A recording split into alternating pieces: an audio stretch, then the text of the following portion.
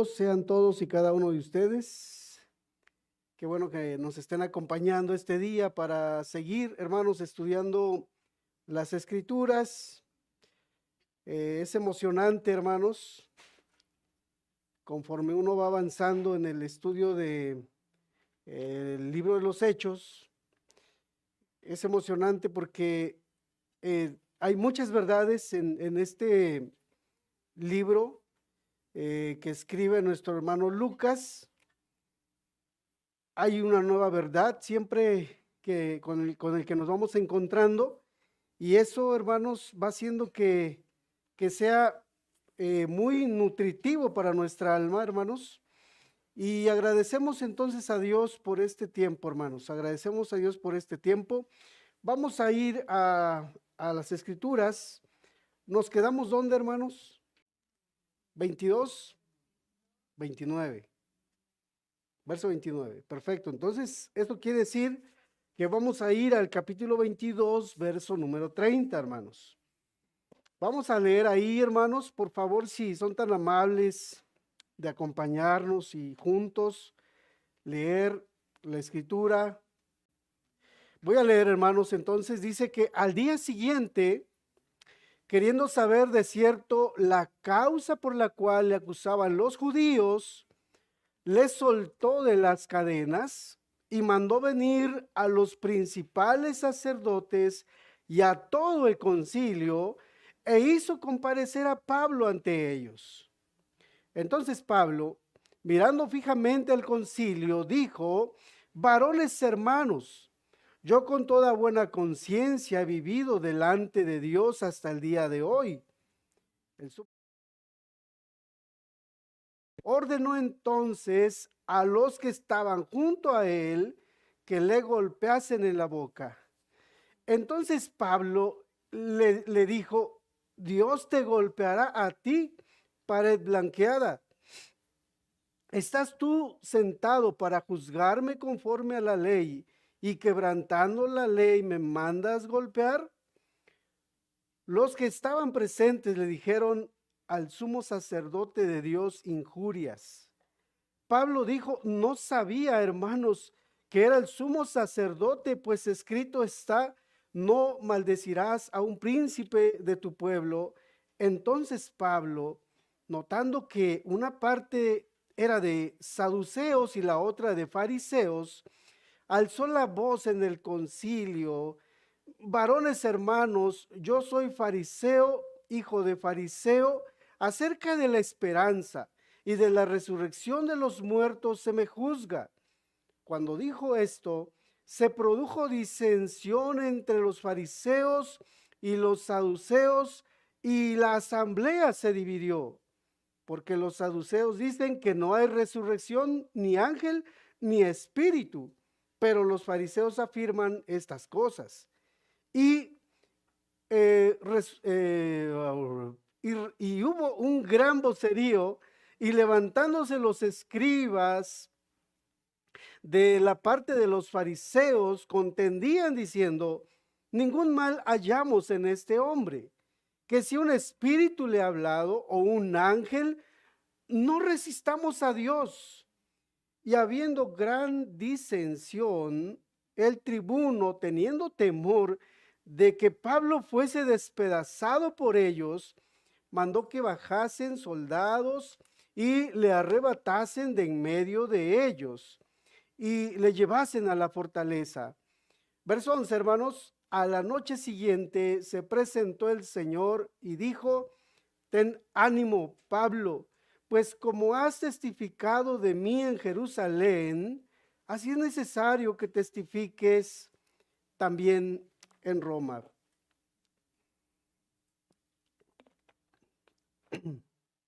Hasta ahí vamos a detenernos, hermanos, y vamos a orar ahí en nuestro lugar para rogar de la ayuda de Dios.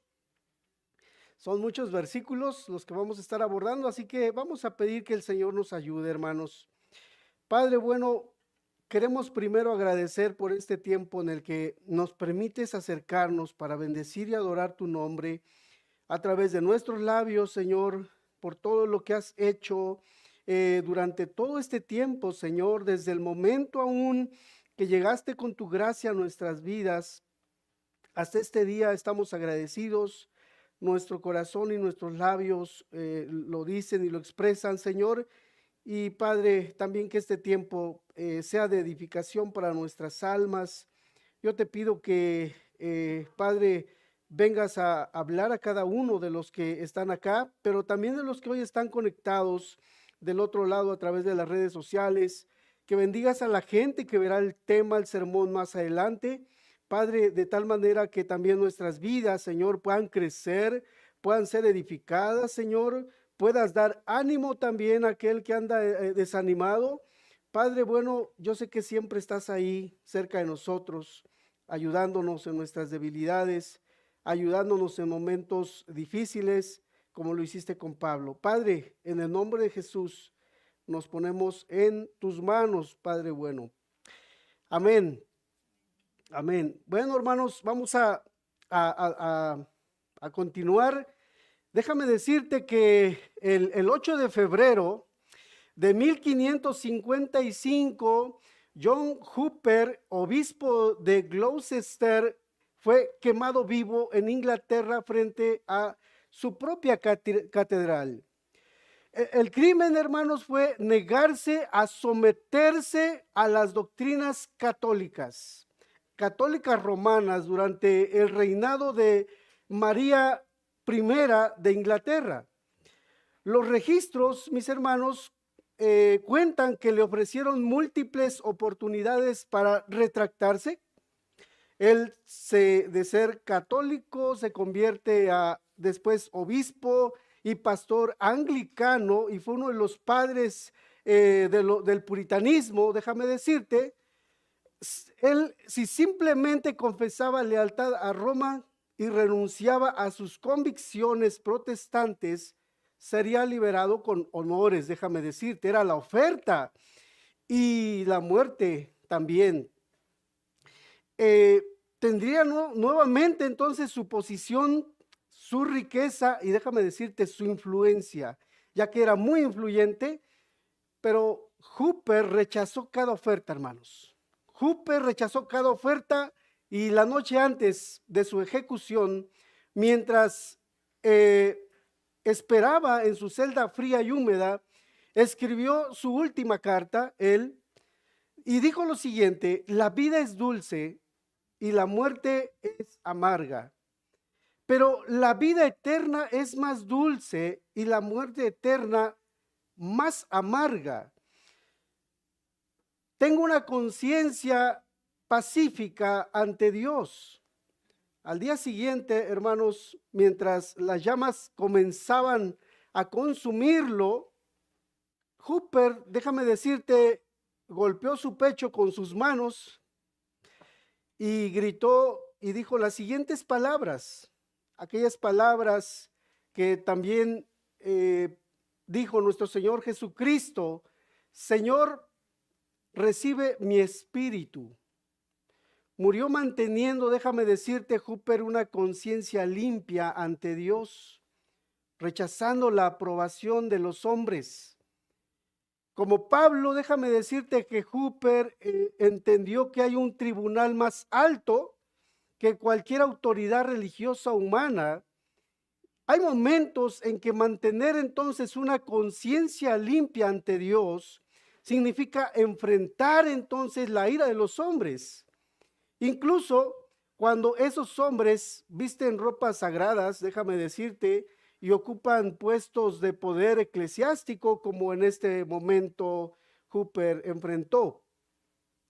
Nuestro contexto, mis hermanos, del pasaje que acabamos de leer: Pablo acaba, hermanos, de ser rescatado de una turba enfurecida. ¿Estamos de acuerdo? Recordamos el contexto. E intentaban matarle. Dios dio él su testimonio en las escaleras de la fortaleza Antonia. Hermanos, la multitud estalló con mucha violencia cuando mencionó su llamado, recordemos, a los gentiles. Ahora, hermanos, el tribuno romano Claudio Lisias está confundido, es rescatado, pero él está confundido, no entiende por qué los judíos odian a Pablo, hermanos, así que organiza él una audiencia ante el Sanedrín, es lo que estamos leyendo. El Tribunal Supremo en este momento judío compuesto por 71 líderes religiosos.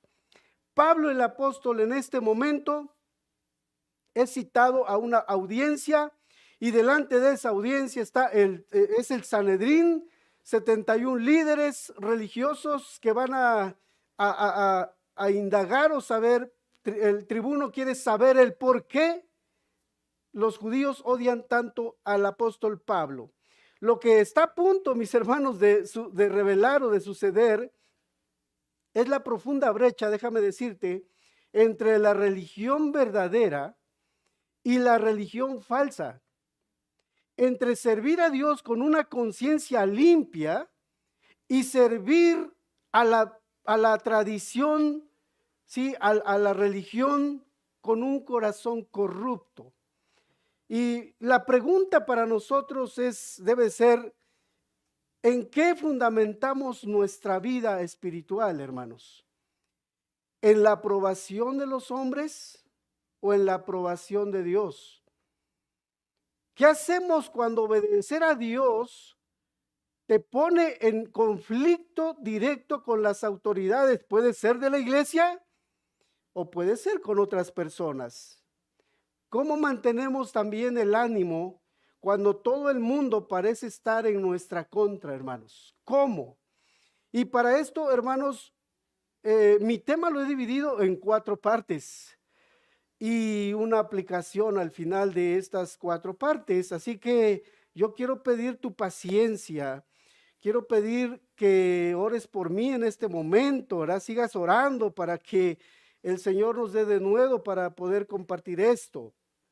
Déjame leerte y vamos a abordar el primer subtítulo, una conciencia limpia habla con valentía. Lo estaremos viendo del capítulo 22, verso 30 al 23, verso 1. Dice así, al día siguiente, queriendo saber de cierto la causa por la cual le acusaban, los judíos le soltó de las cadenas y mandó venir a los principales sacerdotes y a todo el concilio e hizo comparecer a Pablo ante ellos. Nos dice el versículo número 30, ya decía que el tribuno romano está ejerciendo su autoridad para buscar la verdad. Observa varios detalles importantes, así que el comandante quiere saber hechos concretos, no acusaciones vagas como le estaban acusando los judíos a Pablo de que si está en contra de la ley judía, de que se ha metido a gentiles al templo, etcétera. El tribuno en este momento quiere saber hechos importantes, pero a la vez verdaderos. Así que el comandante reúne al tribunal, podemos decir supremo, que era el Sanedrín judío, y los romanos, déjame decirte, valoraban el orden legal. Y Claudio Lisias, entonces el comandante, es un oficial competente que necesita entender por qué hay tanto caos, por qué está pasando todo esto. Él ya se enteró y sabe de viva voz de Pablo que él no es aquel egipcio de quien estaban persiguiendo y buscando. Él ya está claro que no es él. Entonces, ¿qué está pasando? ¿Por qué tanto alboroto? ¿Por qué tanto caos? ¿Por qué quieren matarle? Y en este momento podemos leer, nosotros estamos leyendo que este tribuno le suelta a Pablo esas cadenas que traía, y es un gesto de buena voluntad lo que estamos mirando de parte del tribuno, de parte de este oficial.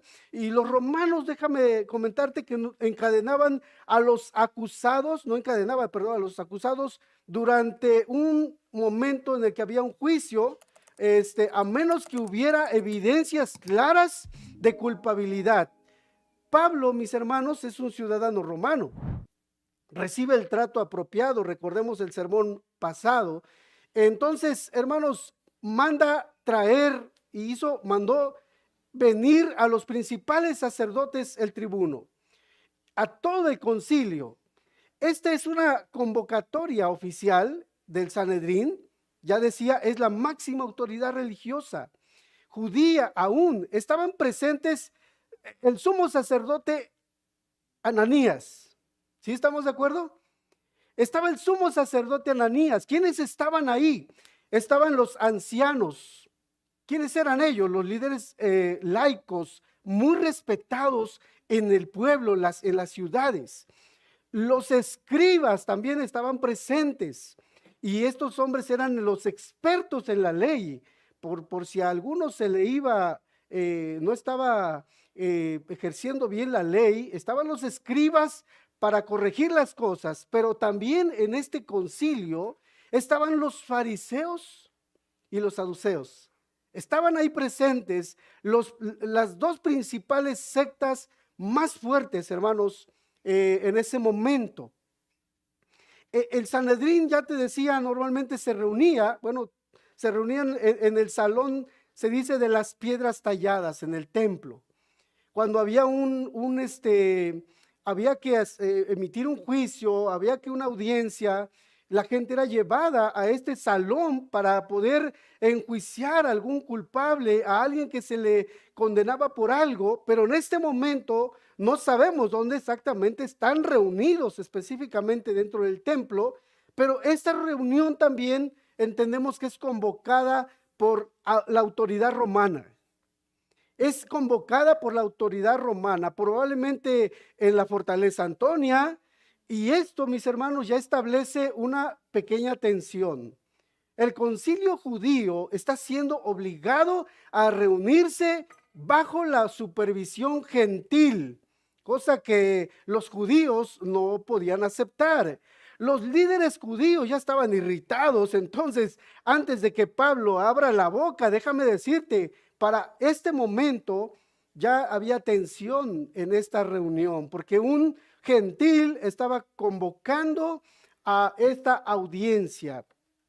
Y vamos al tema, al verso número 31. Entonces Pablo, mirando fijamente al concilio, dijo lo siguiente: varones hermanos, yo con toda buena conciencia he vivido delante de Dios hasta el día de hoy. Pablo mira fijamente, directamente, penetrantemente, sin pestañear, entendemos, a la audiencia, a la gente, a los jueces. No hay, podemos decir, intimidación en Pablo, hermanos. No baja la vista, no muestra miedo el apóstol Pablo, mira directamente a los ojos de aquellos hombres que querían de hecho matarle. Entre ellos estaba esta gente, y esto, mis hermanos, no es un desafío, podemos decir, arrogante. Es la confianza santa de un hombre que sabe que está del lado correcto, mis hermanos, del lado de la verdad. El testimonio de esa conciencia limpia, nos dice el apóstol Pablo: varones hermanos, yo con toda buena conciencia he vivido delante de Dios hasta el día de hoy. Hermanos, esta es una declaración de las más, podemos decir, audaces, pero podemos decir que es una declaración de las más controversiales que Pablo podía hacer. Te explico por qué, hermanos, cuidadosamente. Cuando él empieza a hablar a la gente, hermanos, se dirige con mucho respeto, con mucha amabilidad, con un trato fraterno, si lo queremos ver. Varones hermanos, no está siendo Pablo hostil en todo momento, hasta aquí, hermanos, desde las acusaciones. ¿Ves la manera de responder del apóstol Pablo? Y en este sentido, creo que tú y yo debemos de debemos de aprender a cómo responder a preguntas que a veces nos hacen de manera, ahí sí podemos decir, hostil. Y cómo nosotros como creyentes, como cristianos, como hijos de Dios, como hijos de luz, debemos de responder, hermanos. Así que él es amable, es fraterno, es respetuoso. A pesar, hermanos, de que este concilio, de hecho, autorizó su arresto, este concilio autorizó su arresto, a pesar de que presentan el rechazo de Jesús y hacia Pablo, los llama hermanos. Él los llama hermanos. Y esto, déjame decirte, es estratégico, es sabio, también es significativo de parte de Pablo. Pablo se identifica como judío hablando a judíos. Pablo es judío hablando a judíos, hermanos. No ha abandonado su herencia, ¿verdad? Su pueblo, su fe en Jesús es el cumplimiento del judaísmo, ¿verdad? No su negación. Y aquí viene esta palabra, yo con toda buena conciencia, dice el texto, y esa palabra conciencia en griego literalmente significa conocimiento compartido, hermanos. Conciencia quiere decir conocimiento compartido o co-conocimiento. ¿Qué es esto, hermanos? Es la capacidad interna de evaluar tus propias acciones como correctas o como incorrectas. Tú tienes la capacidad interna, oye bien, de evaluar, y es el significado de tus propias acciones como correctas o como incorrectas. La conciencia es hermanos, el tribunal del alma, interno del alma. Romanos 2:15 dice que lo describe como la obra de la ley que está escrita en sus corazones, dando testimonio su conciencia y acusándoles o defendiéndoles sus razonamientos. Y Pablo no dice solo con toda buena conciencia. O sea, eso quiere decir, hermanos, ¿qué es lo que está diciendo? Pablo no dice que es una conciencia parcial. O mayormente buena, dice toda buena conciencia. Es una conciencia completamente buena, hermanos, enteramente limpia. Esto es entonces, decía yo, extraordinariamente considerando que Pablo, hermanos, por eso decía que es algo controversial, hermanos. Fue muy audaz su respuesta el apóstol Pablo. Porque Pablo, hermanos, recuerden, había perseguido violentamente a la iglesia. Pablo había hermanos, aprobado el asesinato de Esteban. ¿Cómo puede alguien con ese historial declarar conciencia limpia, hermanos? Es interesante, entonces, la respuesta, mis hermanos. Pablo distingue entre ignorancia sincera, cuando perseguía a la iglesia, dice él, y pecado deliberado. Es decir, después de conocer la verdad. En primera de Timoteo, primera carta de Pablo a Timoteo, capítulo 1, verso 13, dice, habiendo yo sido antes blasfemo, perseguidor e injuriador, mas fui recibido a misericordia, porque lo hice por ignorancia, en incredulidad. Esta es la respuesta de nuestro hermano Pablo. Y sobre esto mismo, nuestro hermano Tim Keller explica lo siguiente: una buena conciencia no es una conciencia que nunca ha pecado, hermanos, sino una conciencia que ha sido limpiada por la sangre de Cristo y que ahora se mantiene constantemente sensible a la guía del Espíritu Santo y a la palabra de Dios. Qué hermosa explicación de nuestro hermano Tim Keller. Fin de la cita, hermanos. Él dice que él ha vivido con esa conciencia limpia, hermanos. Entonces, que es a partir de que el Señor nos ha limpiado, es a partir de que Dios nos ha perdonado, es que Él ha servido no solamente a Dios, sino a la gente, a todo mundo. Él es quien dice ser, con toda buena conciencia. Dice ahí la Escritura. He vivido delante de Dios, aún dice, ¿verdad? No delante de un Sanedrín, ni delante de los hombres. Hermanos, Pablo está reconociendo, hermanos, que solo una audiencia, hay una audiencia que importa. Y es, hermanos, Dios mismo. Él ha vivido delante de Dios con una conciencia limpia. Esta, hermanos, es la clave, por así decir, de la libertad espiritual, mis hermanos. Él puede decir, ¿verdad?, con toda libertad que ha vivido delante de Dios con una conciencia limpia, hermanos, y cuando tú vives ese corandeo ante el rostro de Dios, ¿verdad? Ante el rostro de Dios, hermanos, la opinión humana pierde, hermanos, su poder paralizante. Cuando nosotros vivimos delante de Dios, ante el rostro de Dios, con una conciencia limpia, podemos decir que vivimos en libertad. Vivimos en libertad, hermanos. Gálatas 1, verso 10 dice así el apóstol mismo: pues busco ahora el favor de los hombres o el de Dios. ¿O trato de agradar a los hombres? Pues si todavía agradara a los hombres, no sería siervo de Cristo. Hablando de la conciencia, hermanos. Hablando de esa conciencia. Hermanos, muchos cristianos viven, déjame decirte, esclavizados a la opinión humana. Muchos humanos, muchos cristianos, muchas personas viven esclavizadas a la opinión humana. ¿A qué te refieres, hermano? Sí, cuando a veces nos cuidamos del qué dirán, ¿sí o no?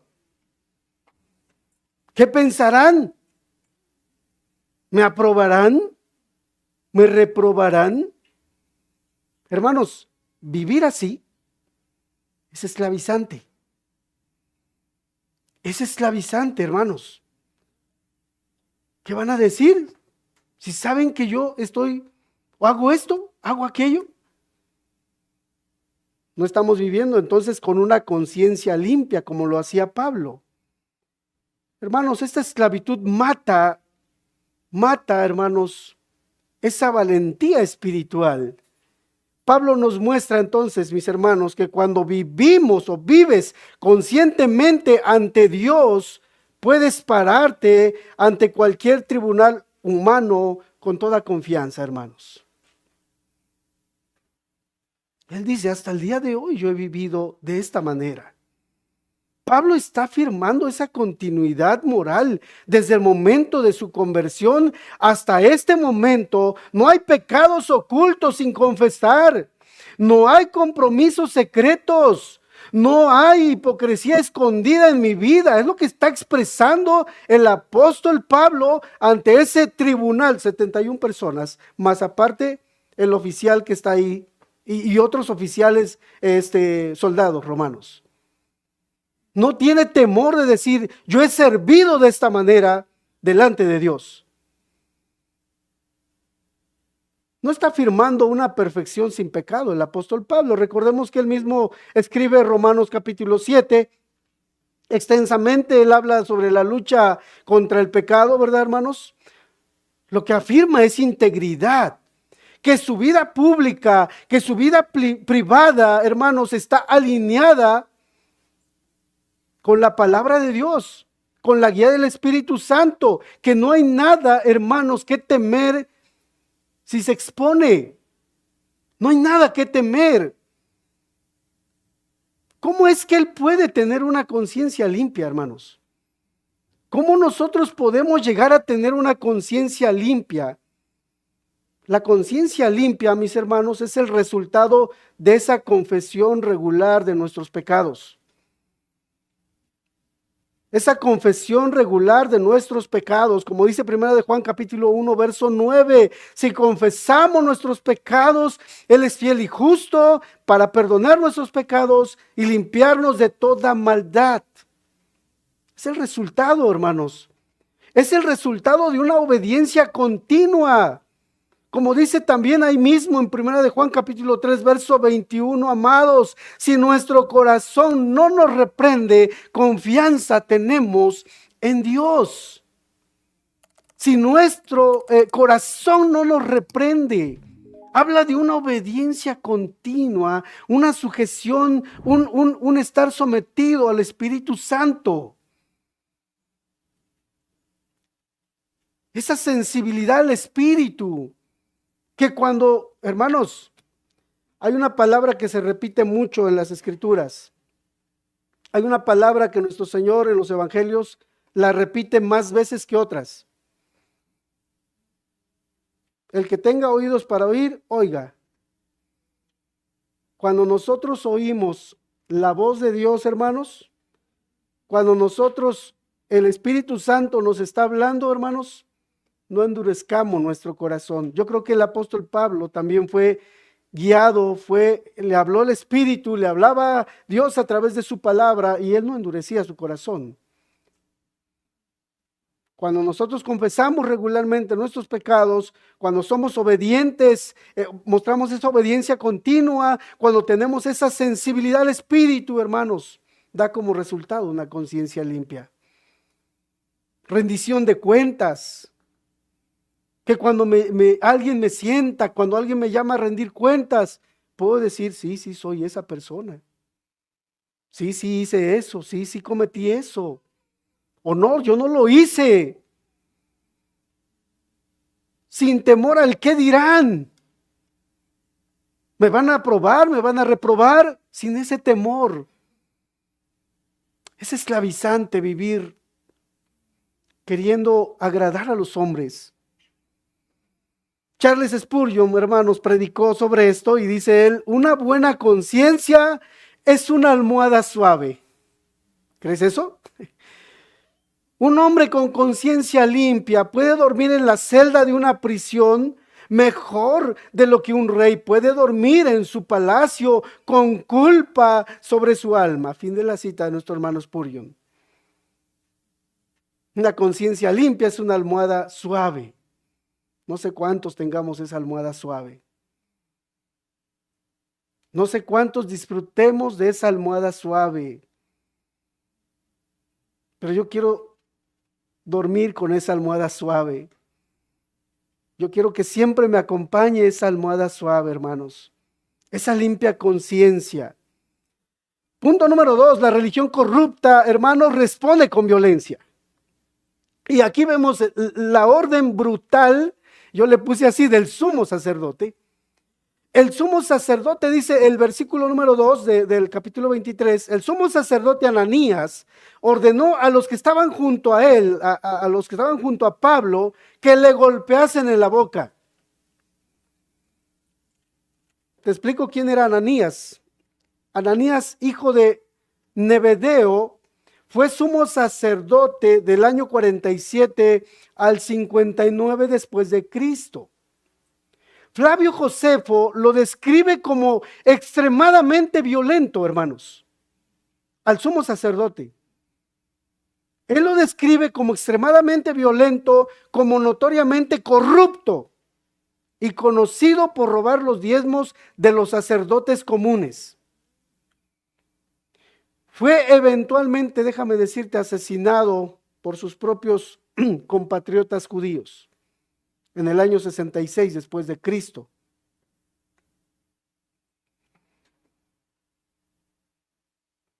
Lo que Ananías, hermanos, ordena aquí es completamente ilegal.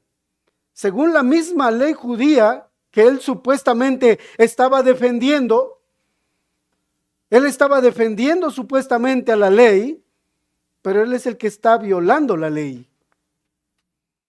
Deuteronomio 25, verso 1 y 2 dice, si hubiere pleito entre algunos y acudieren al tribunal para que los jueces los juzguen, estos absolverán al justo y condenarán al culpable.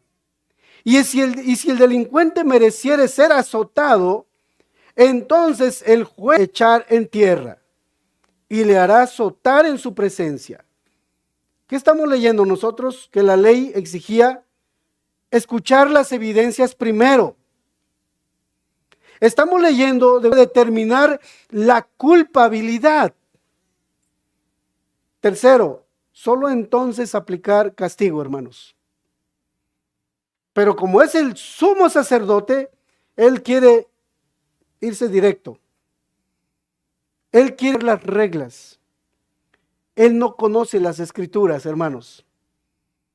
Y si las conoce, no le importan, hermanos.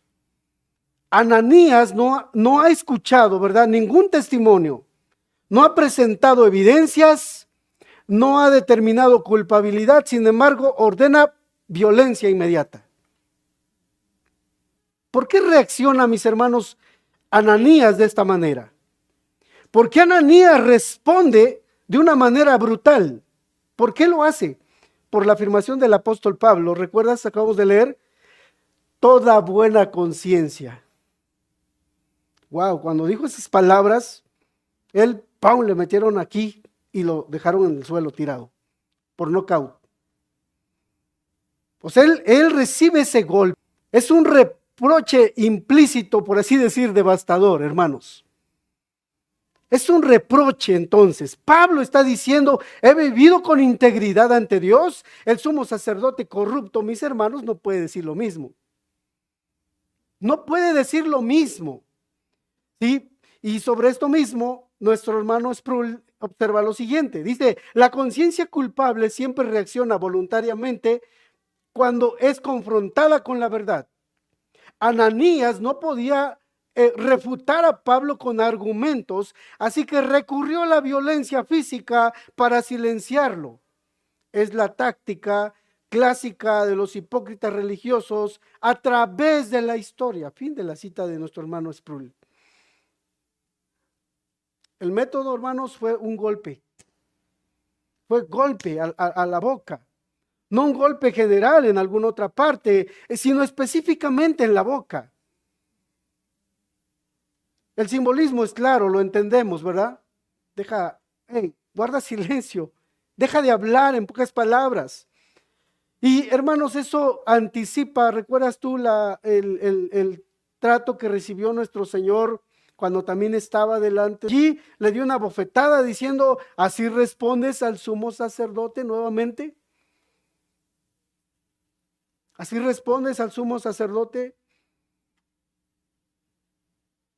La verdad, mis hermanos, la verdad siempre es violentada por la mentira religiosa. Y vemos una palabra de nuestro hermano Pablo aquí. Algunos han dicho, o lo que estamos observando es una palabra profética. En el versículo 3, Pablo le dijo, Dios te golpeará a ti, pared blanqueada. ¿Estás tú sentado para juzgarme conforme a la ley y quebrantando la ley? ¿Y quebrantando la ley me mandas golpear? Es una respuesta impactante de Pablo, registrada aquí en las Escrituras. Decía yo, es una palabra profética. Dios te golpeará a ti. No es una simple maldición, por así decir, emocional. Es una profecía de juicio que está dando nuestro hermano Pablo, hablando bajo esa autoridad apostólica, declaró el juicio divino sobre Ananías. Sobre Ananías, y esa profecía decía, se cumplió literalmente 7 años después, en el año 66.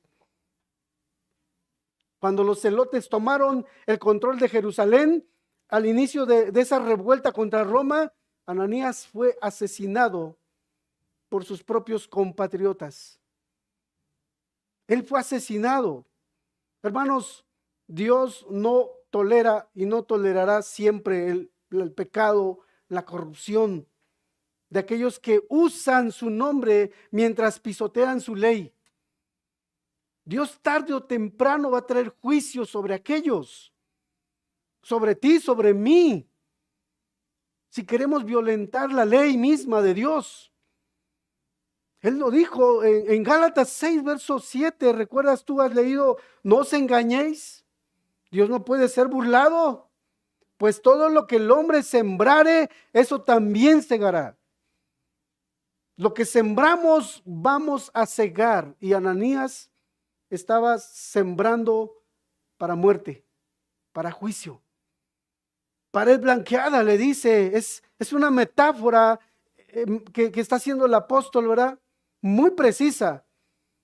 ¿Qué es una pared blanqueada? Bueno, en el antiguo Israel, cuando una pared tenía grietas o estaba estructuralmente débil, déjame decirte que a veces se cubría con cal blanca para que pareciera sólida y hermosa. Pero por fuera lucían, déjame decirte bien, pero por dentro estaban en pésimas condiciones, tú lo sabes. En pésimas condiciones. Jesús mismo usó este tipo de expresiones allá en Mateo 23. Dice, ay de vosotros, verso 27, escribas y fariseos hipócritas, porque sois semejantes a sepulcros blanqueados, que por fuera a la verdad se muestran hermosos, mas por dentro están llenos de huesos de muertos y de toda inmundicia. Así también vosotros por fuera a la verdad os mostráis justos a los hombres, pero por dentro estáis llenos de hipocresía e iniquidad. Ananías, hermanos, Ananías tenía la vestimenta del sumo sacerdote tal vez. Tenía el título de sumo sacerdote, tenía la posición de sumo sacerdote, pero déjame decirte que no tenía el carácter de sumo sacerdote. La iglesia moderna está llena de paredes blanqueadas. Tal vez alguno de nosotros, de los que estamos aquí, somos paredes blanqueadas. Al tratar de agradar a los hombres, al tratar de agradar a los demás, al importarnos más el yo, el qué dirán.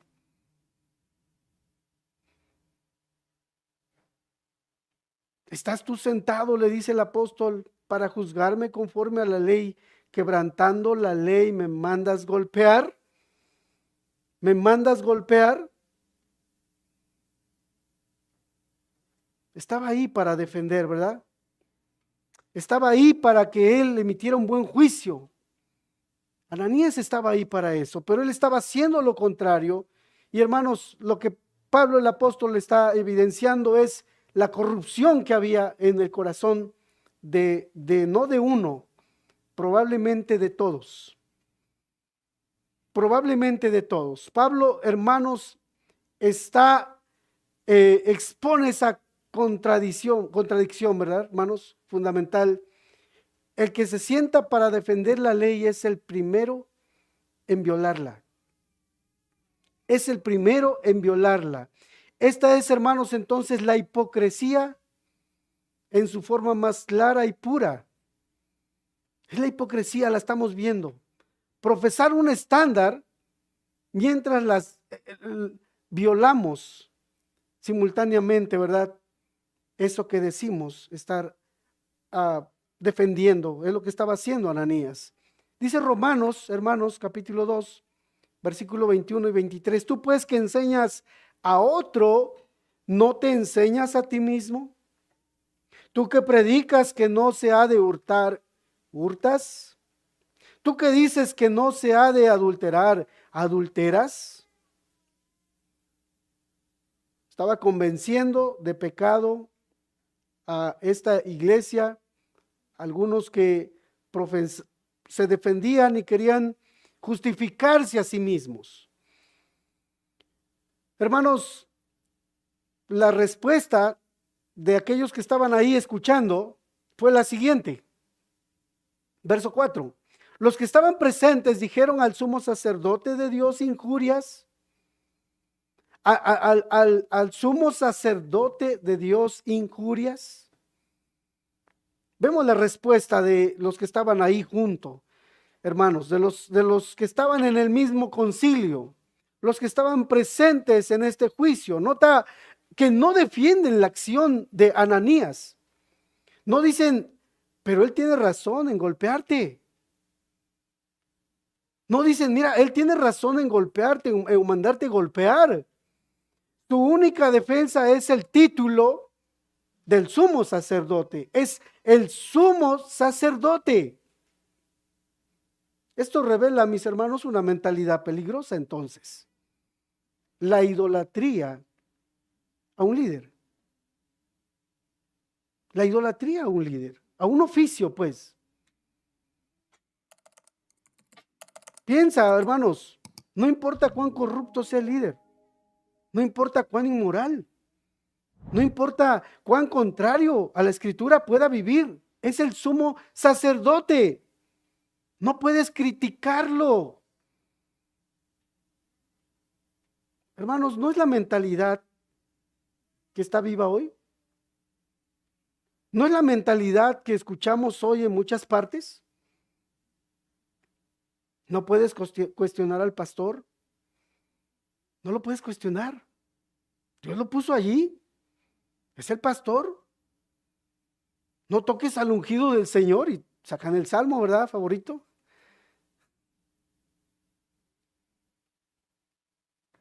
¿Quién eres tú para juzgar al líder? ¿Quién eres tú para juzgar a nuestro líder? Amados hermanos, esta es la mentalidad que vemos en muchas partes. La respuesta bíblica, mis hermanos, nos muestra a Pablo, hermanos, confrontando al apóstol Pedro en un momento público. Allá en Gálatas 2, verso 11 al 14. Pero cuando Pedro vino a Antioquía, estaba escribiendo el apóstol Pablo, le resistí cara a cara, porque era de condenar. Le resistí cara a cara. Y él mismo, hermanos, él mismo reprende al apóstol Pedro. En 1 Timoteo capítulo 5, verso 20, a los que persisten en pecar, repréndelos delante de todos, para que los demás también teman. Y está hablando de líderes, hermanos. Está hablando de si un pastor peca una o varias veces, y una vez reprendido, 2 veces reprendido, sigue pecando, repréndelo públicamente. No somos perfectos, hermanos, no somos infalibles. Nosotros somos falibles, podemos equivocarnos. Hermanos, tenemos una iglesia que yo entiendo que nos ama también como pastores a nosotros y que va a ayudar en nuestro crecimiento, en nuestro caminar, nos van a sostener. Yo veo a varios hermanos que me aman y se acercan y también me llaman a cuentas. Amo a esos hermanos. Amo a mis hermanos, aman mi alma, aman mi corazón, aman a mi familia. Y agradezco a Dios por mis hermanos. Yo soy falible, hermanos. Puedo equivocarme en algún momento. Quitémonos la mentalidad, el pastor es intocable. Estos hermanos, estas personas que están defendiendo al sumo sacerdote, había idolatría por el oficio de líder. Hermanos, la respuesta de nuestro hermano Pablo fue la siguiente. Pablo dijo, no sabía, hermanos, que era el sumo sacerdote. Pues escrito está, no maldecirás a un príncipe de tu pueblo. Está citando las escrituras también. Esta respuesta, mis hermanos, ha confundido también a comentaristas, pareciera. Estaba leyendo, ¿cómo podría, mis hermanos, Pablo no saber que Ananías era el sumo sacerdote? ¿Cómo? Bueno, hay 3 posibilidades. Una, Pablo tenía problemas de visión, tal vez así como yo, a mí. Según Gálatas capítulo 6, verso 11 y capítulo 4, verso número 15, si lo quieres revisar más adelante. Posibilidad número 2, Pablo usó ironía santa. Ningún verdadero sumo sacerdote actuaría tan corruptamente. Entonces, probablemente está usando ironía el apóstol Pablo. Y posibilidad número 3, la reunión fue convocada apresuradamente y Ananías no llevaba sus vestiduras distintivas de sumo sacerdote. ¿Tú dices, hermano? Puedes también decir, bueno, pudiera haber una cuarta. Pero probablemente en una de esas 3 posibilidades, él dice, no sabía, hermanos, que era el sumo sacerdote. Yo me inclino como por la segunda. Y por la primera también.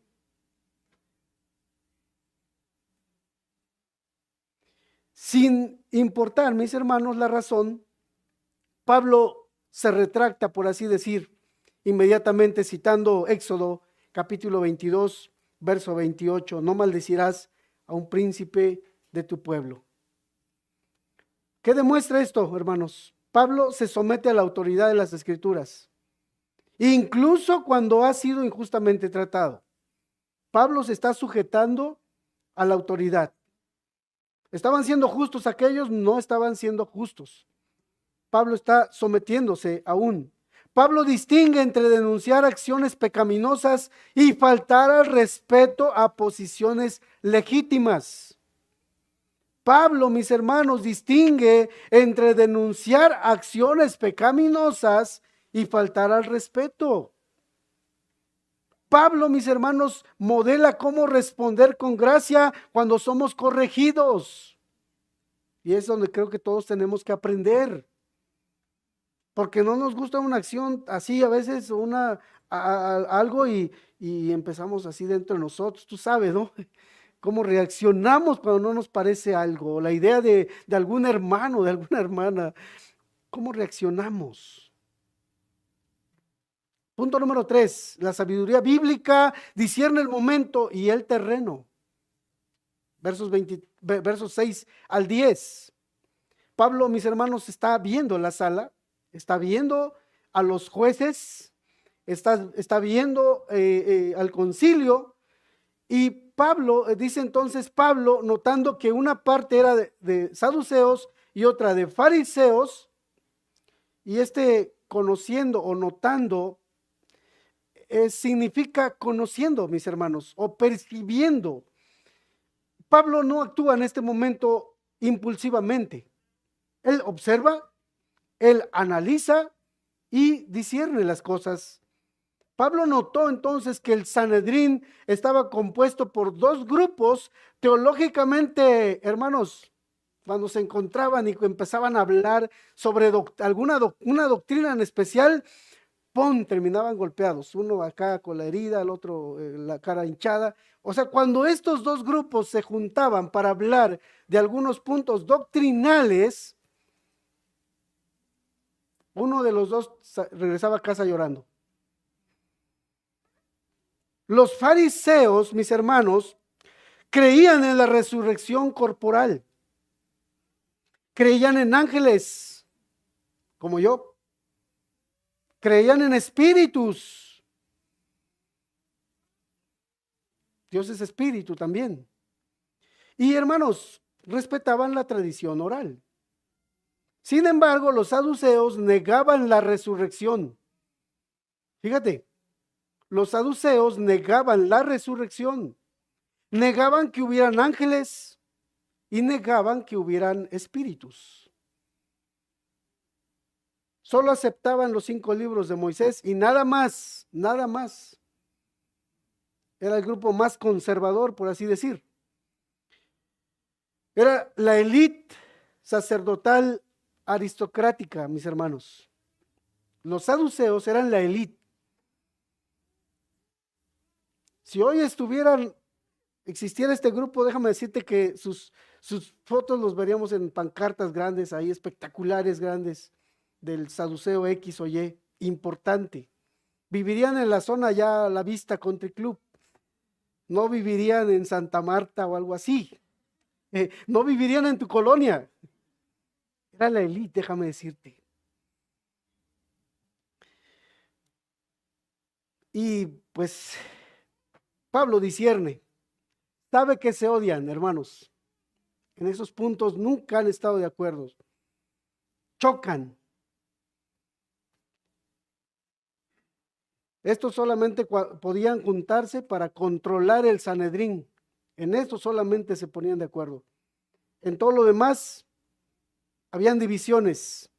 Y Pablo alza la voz en el concilio: varones hermanos, yo soy fariseo, hijo de fariseo, acerca de la esperanza y de la resurrección de los muertos se me juzga. Pon, hermanos, es como tener una bomba. Es como traer un cohete ahorita aquí grande, un montón, y le prendemos fuego y tú sabes qué va a pasar. O todos salimos corriendo o salimos heridos. Y Pablo hizo eso. Al decir yo soy fariseo, al decir yo creo en la resurrección, al decir yo creo que Jesús fue resucitado.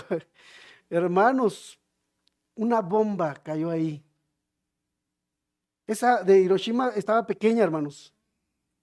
Esta vino a traer un conflicto fuerte en este momento, así que fue estratégico. Pablo fue estratégico. Con una declaración, hermanos, divide el Sanedrín, identifica el verdadero problema teológico aquí, gana aliados, ¿verdad? Entre los fariseos, claro. Yo soy fariseo, hijo de fariseo. Recordemos que Filipenses 3, verso 5 dice, circuncidado el 8º día, del linaje de Israel, de la tribu de Benjamín, hebreo de hebreos, en cuanto a la ley, fariseo. Es como decir hoy, ¿a qué corriente teológica te alineas? Y tú sabes que hay diferentes corrientes hoy. Y entre unas y otras, ¡pum!, chocan cuando se encuentran. Chocan cuando se encuentran. Pablo no está, hermanos, mintiendo. De hecho, no está mintiendo con respecto a esta declaración.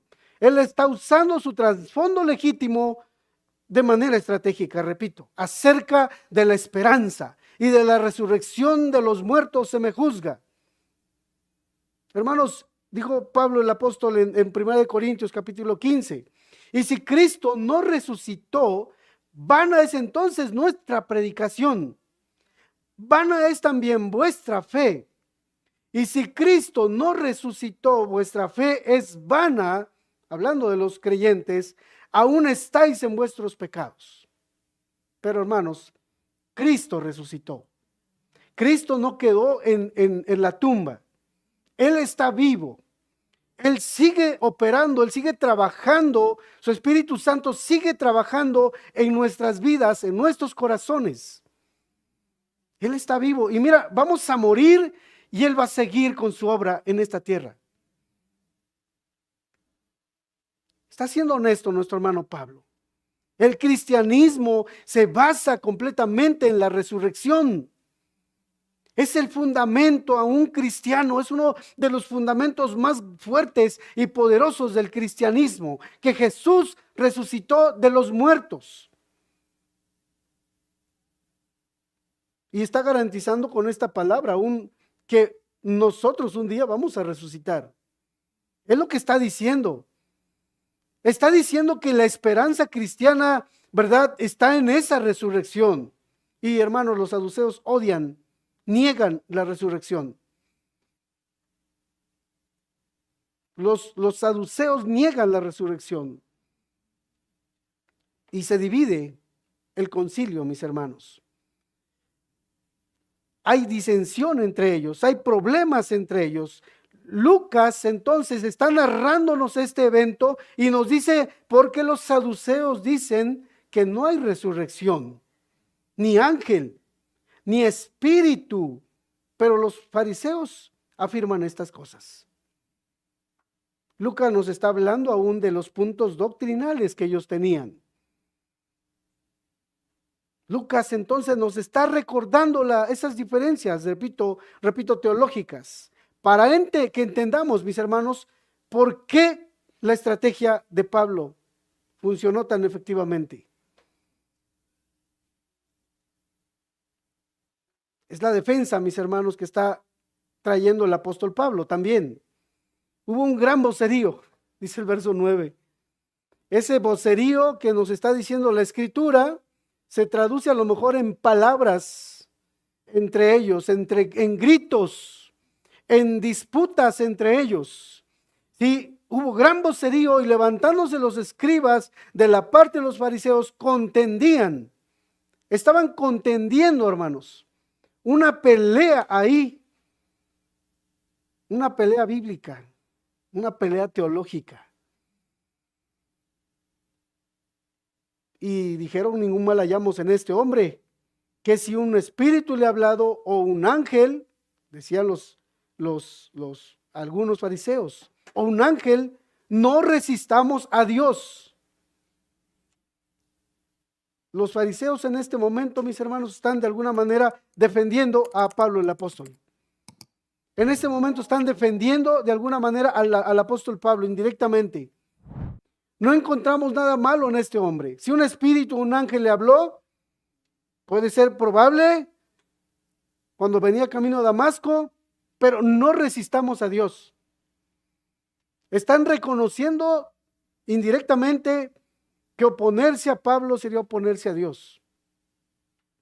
Y hermanos, cuando se suelta esta pelea, lo que hacen los soldados, y habiendo gran disensión, el tribuno, teniendo temor de que Pablo fuese despedazado por ellos, mandó que bajasen soldados y le arrebatasen de en medio de ellos y le llevasen a la fortaleza. Se tornó tan violento el lugar que el mismo tribuno, hermanos, tenía temor de que Pablo en este momento fuera destrozado físicamente, despedazado físicamente. ¿Y qué estamos viendo, hermanos? Por segunda vez, Pablo, el apóstol, es rescatado de los líderes judíos que querían matarle. Casi en 2 días consecutivos, por así decir. Un día fue el que le acusaban y aquellos gritaron: hey, vengan, ayuden, vamos a llevar a la cárcel a este hombre, matémosle. Y es rescatado por los soldados. Otra vez, hermanos, nuevamente vemos que el apóstol Dios usa la providencia de estos hombres para proteger al apóstol Pablo, para tenerlo con vida. Y punto número 4, mis hermanos, Dios mismo afirma y sostiene a sus testigos fieles. Y ahí vamos a terminar, verso 11. A la noche siguiente se le presentó el Señor y le dijo: ten ánimo, Pablo, pues como has testificado de mí en Jerusalén, así es necesario que testifiques también en Roma. Este versículo es el clímax del pasaje, de esta narrativa. Este versículo es el clímax, hermanos. Después de 2 días de caos, violencia, acusaciones falsas y muerte y amenazas, Jesús mismo, hermanos, aparece al apóstol Pablo. Pablo pudo ver al Señor en esa noche. Imaginemos en este momento al apóstol Pablo. O sea, es arrebatado por los soldados, es llevado, traído nuevamente a la cárcel, y en esa noche, específicamente, personal, oportuno, imagina al apóstol Pablo en su celda, tal vez físicamente agotado. No imagino al apóstol Pablo en este momento, en su celda, agotado, emocionalmente igual decaído. En este momento posiblemente el apóstol Pablo se está cuestionando: ¿debía haber venido a Jerusalén antes de que se le apareciera el Señor? Antes de este verso 6, imagínalo ahí en la celda, tal vez preguntando y cuestionándose: no sé por qué vine, por qué no hice caso a las palabras de las hijas de Felipe, por qué no hice caso al profeta Gabo, que estaba allá y que me dijo que me iban a golpear y que me iban a maltratar. ¿Por qué no hice caso? Tal vez estaba recordando esas advertencias, hermanos, antes de llegar o venir a Jerusalén. Y en ese momento de oscuridad, de soledad, hermanos, quizás de duda, el Señor se presenta. El Señor se presenta, hermanos, y Jesús aparece no solamente a Pablo. ¿Recuerdas tú que en otro momento, un momento en el que los discípulos estaban como aterrorizados de su muerte, Él les aparece a los discípulos cuando todos estaban tristes, después de que Jesús había muerto y había resucitado? Allá en Juan capítulo 20, viene para animar a los discípulos. ¿Recuerdas cuando Elías también estaba allá, cuando estaba deprimido en la cueva? Viene Dios para animarlo. Viene Dios para animarlo. Cuando nuestro Señor Jesús iba a ir a la muerte en la oración del Getsemaní, en un momento difícil, viene un ángel a animar al mismo Señor Jesucristo, a nuestro mismo Señor. Y en este momento, escucha, se le aparece el Señor y le dice: ten ánimo, Pablo. Ten ánimo, Pablo. Esas palabras, ten ánimo, sé valiente. Ten confianza. No temas. ¿Recuerdas esas palabras ya en otro momento que también había compartido con los discípulos? El Señor había animado a sus discípulos. Nuestro Señor no es la primera vez que anima al apóstol o a alguno de los discípulos de los apóstoles. Allá cuando caminó sobre el agua, los discípulos estaban aterrorizados. Es un fantasma, dijeron ellos. Mateo 14, ¿verdad? Él les dice: tened ánimo, yo soy, no temáis. No temáis, no tengan temor, tengan confianza. Tengan confianza. ¿Recuerdas cuando habló el paralítico? Ten ánimo, allá en Mateo 9. Ten ánimo, hijo, tus pecados te son perdonados. Ten ánimo, tus pecados te son perdonados. ¿Por qué Pablo necesitaba ánimo, hermanos? ¿Por qué el apóstol Pablo necesitaba ánimo? Spurgeon dice y predicó sobre este mismo mensaje, este mismo versículo, y dijo lo siguiente, hermanos: los más valientes santos de Dios a veces necesitan que se les recuerde que deben tener ánimo. Por si tú no crees que aún tu pastor necesita ánimo, también necesita ánimo, hermano. Sigo citando las palabras de Spurgeon. Si Pablo, hermanos, Pablo, el gigante de la fe, el león de Dios, necesitaba escuchar ten ánimo, si Pablo lo necesitaba, ¿cuánto más nosotros? Dice Spurgeon sobre este mismo versículo que en una ocasión compartió y predicó. Jesús, hermanos, está afirmando que el testimonio de Pablo fue exitoso. Lo que está afirmando, hermanos, el Señor, es que lo que hizo Pablo tuvo éxito. Desde la perspectiva humana parecía un fracaso, pero hermanos, la multitud intentó matarle, el Sanedrín lo rechazó, estaba en prisión, pero Jesús le dice: has testificado. Así como has testificado. En pocas palabras, has cumplido la misión a la que fuiste llamado. Estás cumpliendo con la misión que has sido llamado. ¿Sí? Esto, hermanos, déjame decirte, está recalibrando nuestra definición de éxito, el Señor. Hermanos, éxito no es resultados visibles, es aceptación humana. Éxito no es comodidad personal. Éxito sí es, hermanos, obediencia fiel. Obediencia fiel, proclamación clara del evangelio, de la palabra, pero también es confianza, hermanos, en Dios. Eso es tener éxito. Eso es estar animado aún. Hermanos, es necesario, le dice el Señor, que testifiques también en Roma. ¿Qué le está diciendo? ¿Qué le está diciendo el Señor? Pablo, no vas a morir en Jerusalén.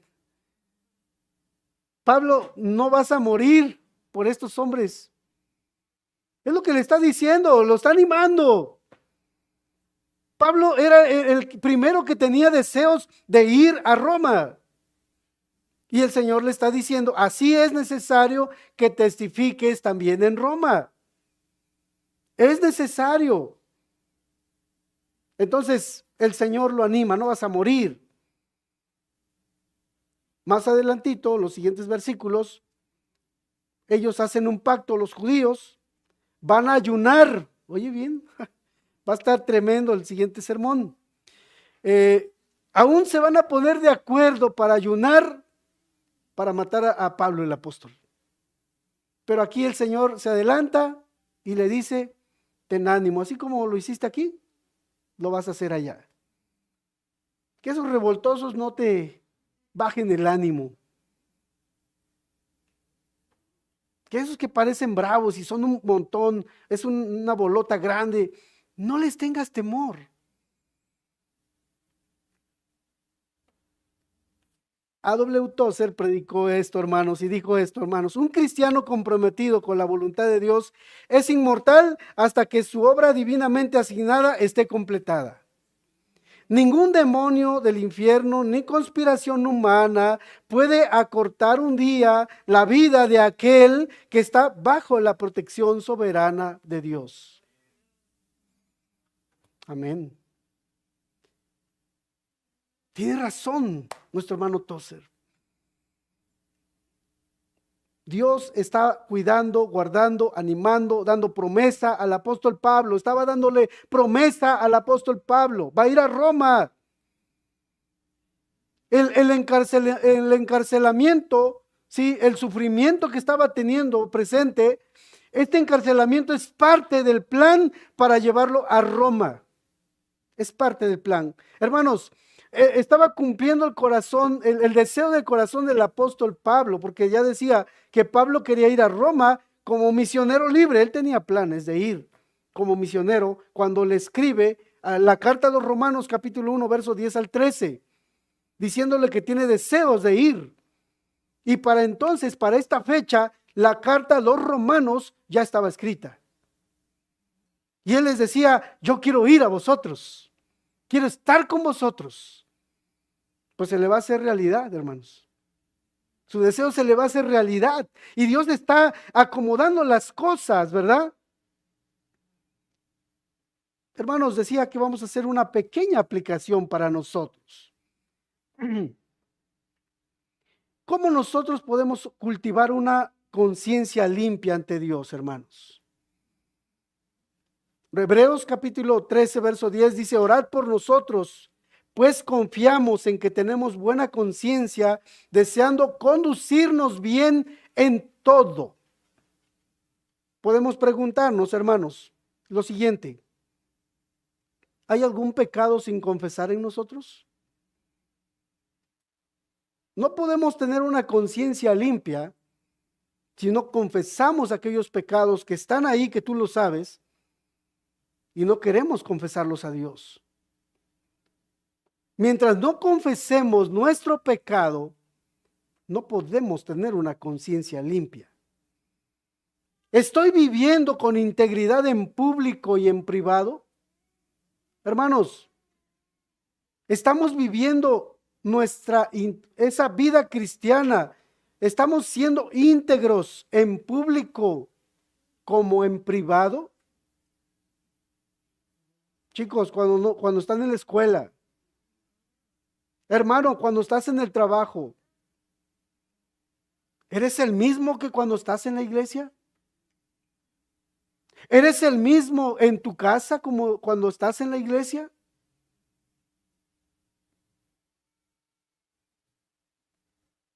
No podemos tener una conciencia, hermanos, limpia si no estamos viviendo de esa manera. ¿Puedes decir honestamente: he vivido con toda buena conciencia ante Dios, hermano? Podemos decir en este momento: hemos vivido delante de Dios con toda conciencia limpia. ¿Podemos decir eso en este momento? Si no es así, examinemos nuestra vida. Examinemos nuestro corazón en este momento. El apóstol Pablo podía decir: he vivido con una conciencia cada día, todos los días, hasta este momento.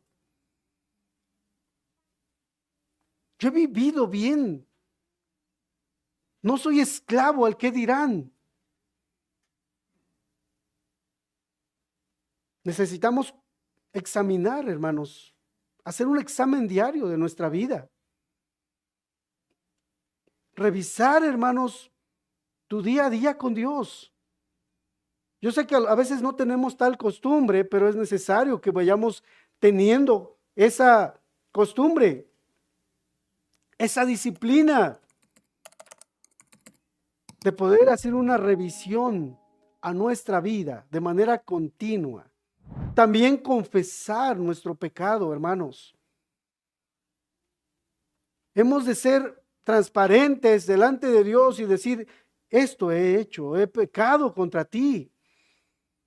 Debemos nosotros hacer confesión continua y rápida, no permitiendo que esos pecados se vayan haciendo más grandes, se vaya haciendo, no es que se vaya acumulando, pero hermanos, está ahí el pecado, está ahí en tu vida. Si necesitamos restituir cuando es necesario, si hemos dañado algo, a alguien, hemos de corregir esa parte. Si queremos vivir una conciencia limpia, vemos la idolatría en aquellos hombres. Y, hermanos, no idolatremos aún al liderazgo, ¿verdad? Como lo hacen allá en otros lugares, tal vez. No idolatrar a ningún hombre. Hoy tenemos celebridades, déjame decirte, en la iglesia moderna. Hoy tenemos celebridades. Líderes que están por encima de las escrituras. No toques al ungido, ya decía. Dios sí nos manda a honrar a nuestros líderes, claro que sí. Nos manda a honrarlos. Aún a los pastores son dignos de doble honor, dice él.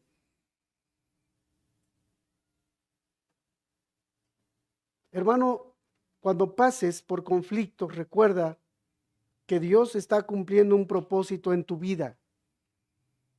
Está cumpliendo o está llevándonos por esos momentos críticos y difíciles para poder ir haciéndonos a la imagen de nuestro Señor Jesucristo. Dios está ahí para unos momentos más difíciles, más oscuros, como el apóstol Pablo, está ahí también para animarnos. Y lo va a hacer, hermanos, lo va a hacer de manera continua y lo va a hacer, hermanos, primariamente a través de su palabra. Dios nos va a animar a través de su palabra, a través de la comunidad de creyentes también. Dios nos va a animar. Dios nos va a animar a través de circunstancias como la del apóstol Pablo, que fueron provistas, ¿verdad?, por Dios. A través del testimonio del mismo Espíritu Santo nos va a animar. Dios es nuestro amparo, recuerda, es nuestra fortaleza, es nuestro pronto auxilio en las tribulaciones. Para concluir, hermanos, hemos visto ese contraste, ¿verdad? Podemos ver el contraste entre Ananías y la vida del apóstol Pablo, una conciencia limpia contra una conciencia corrupta. Podemos ver una integridad personal y podemos ver una hipocresía religiosa.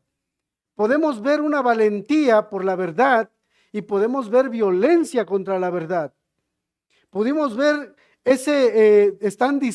Pablo dispuesto a sufrir por Cristo, y podemos ver que la gente está dispuesta, como Ananías, a matar para proteger su posición. Y podemos ver al final Pablo siendo sostenido por ese encuentro de nuestro Señor Jesucristo, mas vemos a Ananías abandonado a su propia maldad. La pregunta para cada uno de nosotros es, ¿con cuál nos identificamos más? La pregunta para cada uno, para terminar, ¿con cuál de estos dos personajes nos identificamos más? Tal vez hemos estado jugando, mis hermanos. Para terminar, vamos a cerrar nuestros ojos y solo meditar en estas últimas palabras. Por favor, hermanos. ¿Con cuál nos identificamos, amados? Tal vez has estado jugando al juego religioso. Tenemos un vocabulario cristiano. Parece que es correcto. Asistimos a la iglesia, parece regularmente. Conoces las respuestas cuando te preguntan algo. Pero si pudieras ser completamente honesto, tienes que admitir que tu vida privada no coincide con tu persona pública. Si pudieras ser honesto, hay pecados secretos que nadie conoce y solo tú lo conoces. Estás tal vez preocupado por tu reputación que por tu carácter. Tal vez uses la religión para tu beneficio y no para glorificar a Dios. El Evangelio, amados hermanos, no es para personas que anuncian que han estado en la iglesia. El Evangelio es para personas religiosas que nunca han sido regeneradas. Amados hermanos, busca arrepentimiento, busca confesar tus pecados delante de Dios si no has vivido con esa conciencia limpia. Libérate del qué dirán. Entrega tu vida al Señor y Él te va a conducir. Él te va a guiar por sendas de justicia, por amor de su nombre. Padre, gracias por este tiempo. Gracias por tu palabra, Señor. Padre, que podamos sacar provecho de esta enseñanza y también puedas seguir edificando a tu iglesia, seguir edificando a aquellos que están oyendo por primera vez. Padre, nos ponemos en tus manos a cada una de estas personas en el nombre de Jesús. Amén.